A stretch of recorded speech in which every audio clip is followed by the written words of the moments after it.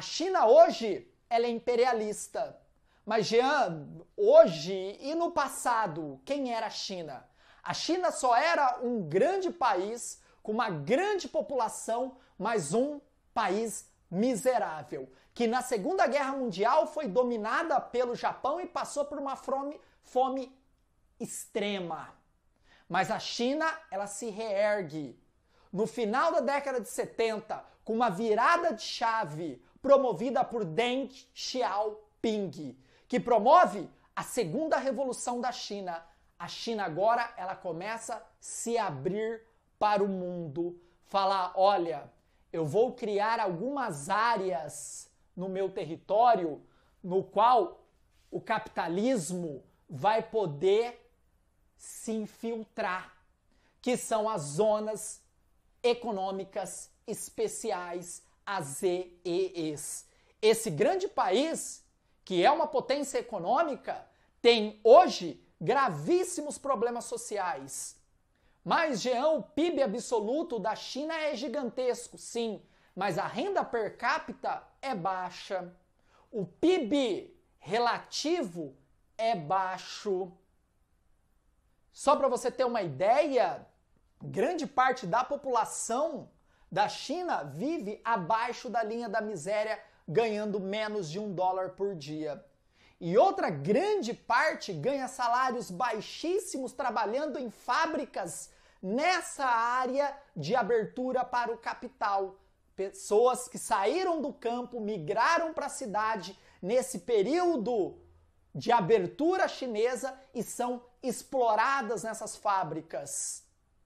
E essas fábricas, muitas delas, quem são donas são as grandes marcas internacionais. Essa é a China. Uma China forte economicamente, com graves problemas sociais e também graves problemas territoriais. Por quê, Jean? Porque alguns lugares da China, a China impõe o seu domínio. Mas, Jean, a China, ela não é toda de uma etnia só? Não. 91% da população chinesa é da etnia Han. Os chineses, aqueles de olhinhos rasgados, de altura mediana, de uma cor da pele meio amarelada. Mas 9% da população não é da etnia Han. Por exemplo, a província de Xinjiang, se você olhar um chinês que mora nessa região, ele está muito mais próximo, com uma fisionomia de um cidadão do Quirguistão, do Turcomenistão, do Cazaquistão. Então ele não tem os olhos rasgados, né? Ele não tem aquela pele mais amarelada. Ele tem outra fisionomia, mas é território chinês. Essa outra localização, o Tibete, também não é da etnia Han, são os tibetanos. E nessa outra região, a Mongólia Inferior, também não são da etnia Han, são mongóis. Aqui você tem a Mongólia Superior. E essa região é dominada pela etnia Han. Uma das fronteiras mais vigiadas da China é essa fronteira. Por quê, Jean? Nessa região da Mongólia Inferior, você tem ali vários movimentos de independência.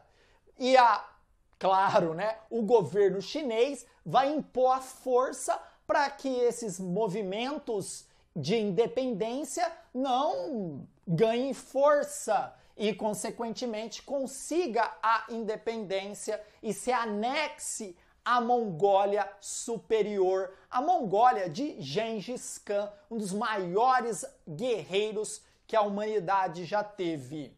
Volta aqui. Nessa província de Xinjiang vive o povo, que eu falei para vocês, que parece muito mais com o cidadão do Quirguistão, do Turcomenistão, que são os uigures. Marca esse nome, ó.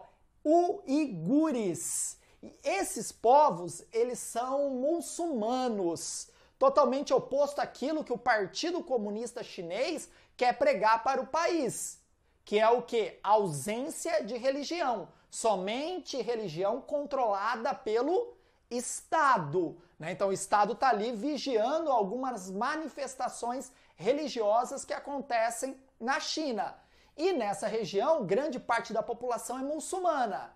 O governo chinês persegue esses grupos, porque esses grupos querem o quê? A independência. Tá, Jean, mas por que a China ela quer essa região de Xinjiang, já que é uma região distante, um deserto em grande parte do território? Qual é a intenção da China? Olha aqui, presta atenção. Essa região tem petróleo e gás. São riquezas importantes para manter o crescimento econômico chinês. É o motivo de não deixar esse grupo conseguir a independência. Já, mas e o Tibete, Jean? O Tibete é uma área montanhosa. Aqui nós estamos num dobramento moderno. Qual é o dobramento? O Himalaia. Qual é o interesse, né, num relevo tão acidentado e com ausência de riquezas naturais? Essa região do Tibete ela é estratégica, porque ela está próxima dos maiores inimigos atuais da China na Ásia, que é a Índia. Você sabia disso?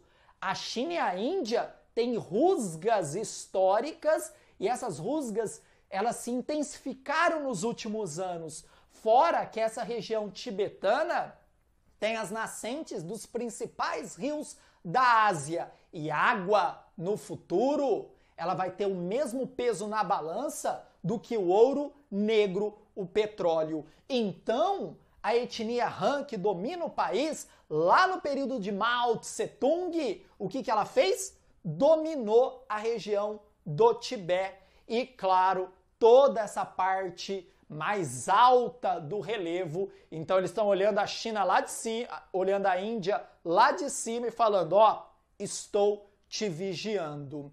São movimentos separatistas que estão ocorrendo no território chinês. Mas, claro, tudo é velado. O governo chinês, ele fecha, ele blinda para que as outras nações não fiquem sabendo das perseguições, das prisões, das torturas que esses dois povos, principalmente, sofrem. Principalmente os uigures.